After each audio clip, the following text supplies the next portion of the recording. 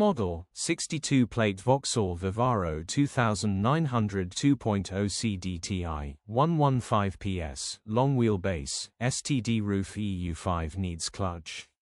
Body, white, panel van. Mileage, 194837.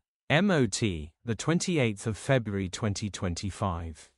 Engine, 1995 CCM9R, 115 bhp, Euro 5, B.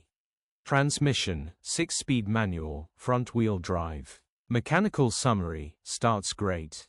Runs great. Unfortunately there is no drive as the clutch needs replacing. Straightforward clutch replacement job.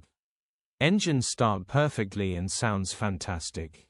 Condition summary, bodywork is very clean and presentable. Interior is very clean and has plenty life left in it. Rear load area is very clean and tidy with loads of life left in it. Genuine honest work van which has been well looked after.